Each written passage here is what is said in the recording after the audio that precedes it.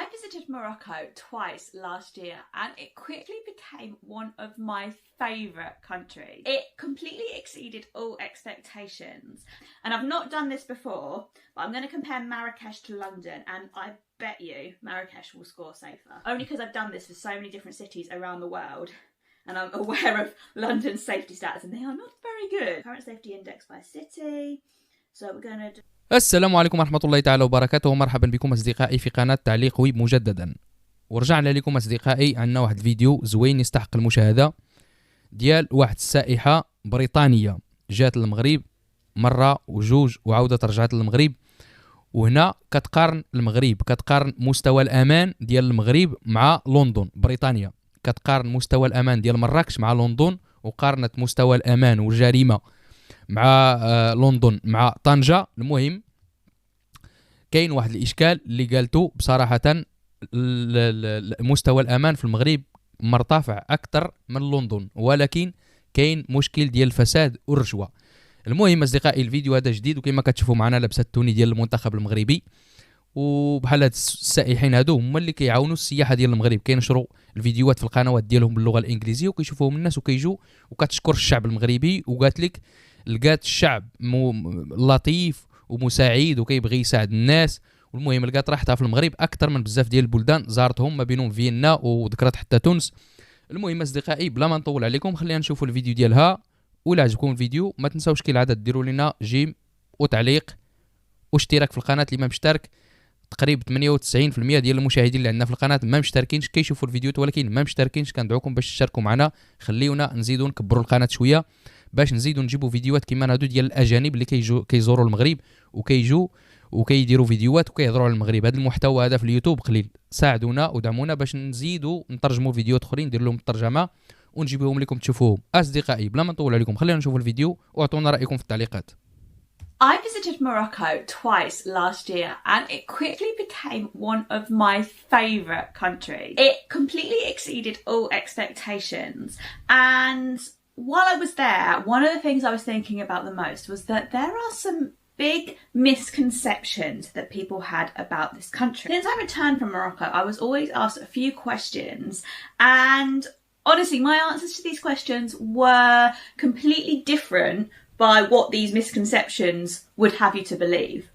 Let me explain. I visited Morocco as a solo traveller, only for 24 hours initially, and then I went back in November with my mum for about a week. So it was just the two of us travelling around together, and the very first time I went to Tangier for 24 hours as part of our overland challenge that I was doing. And when I came back and I talked about Morocco, so many people said to me, did you feel safe as a solo female traveller or as two female travellers? And my answer was, I felt so safe. I've always felt safer in Moroccan cities than I have walking around London or even Exeter. So let's go into why. So first up, I never ever want to discount anyone's experience of feeling unsafe anywhere in the world. Obviously, anywhere you go in the world, there are some people who are going to make places feel less safe.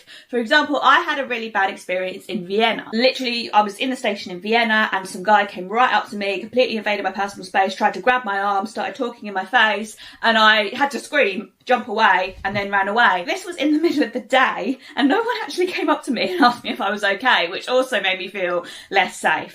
But that happened to me in Vienna. Obviously, some travellers have gone to Morocco and have had bad experiences, but I think it is so important not to tar the whole country with the same brush, because I found in general Moroccan people are exceptionally friendly, welcoming, hospitable, and just want travellers to be happy and safe in their country. But while I've said people can have different experiences, let's look at the actual statistics, because this is where the real misinformation lies.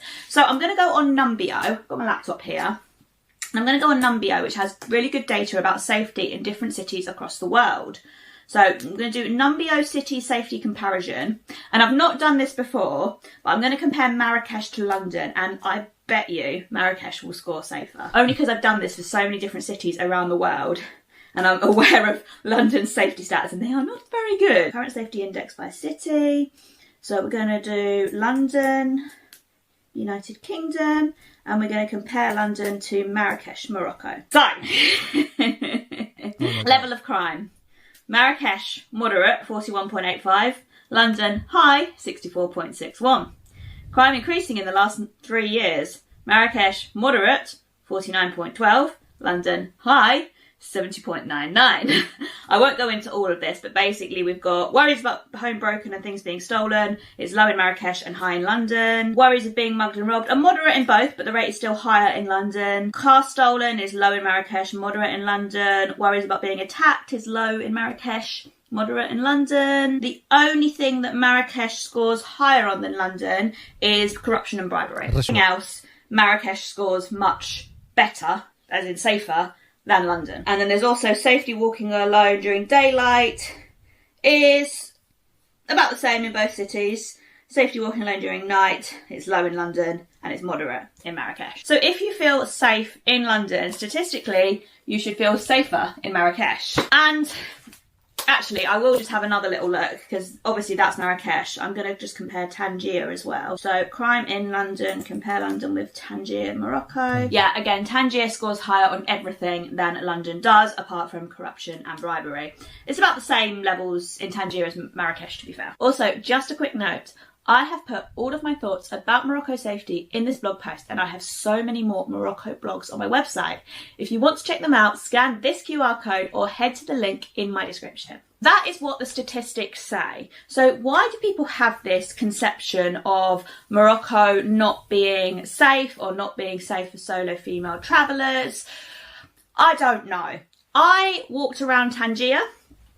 I had 000 hassle. One guy in the Casbah was asking me where I was going and was saying he could show me the way, and I politely declined his offer. He may have just been being nice. I have heard that sometimes people try and show you the way and then might take you to a shop or ask you for a tip or something like that. Nothing major. Something similar did happen to me in Tunisia. Again, very low levels. We were just kind of shown around the Casbah by someone, and then we were taken into his friend's shop, and then we were sort of a bit confused why we were there, and we said, sorry, you're not going to buy anything, and that was that. Very, very low levels of anything bad. I don't know if that was the case there. Like I say, he could have just been being nice, and I really don't want to get to the stage where I'm not trusting people who are just nice, because some people are just nice. So Tangier felt so safe and constantly just kept thinking about how safe a place it really felt. On my second trip, I landed in Marrakech with my mum. Again, we went through the airport, we were met by our driver who we'd arranged to pick us up, and then that evening went out in Marrakech,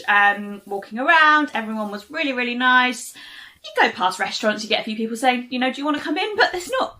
They're just saying, you know, it's nothing intense. Had a nice meal. The next day we did do a guided tour around Marrakech, largely because I wanted to see a few more hidden gems in the city. But in the evening we walked around on our own. The one thing we didn't do in Marrakech was spend that much time after dark in Jemaa El Fna Square.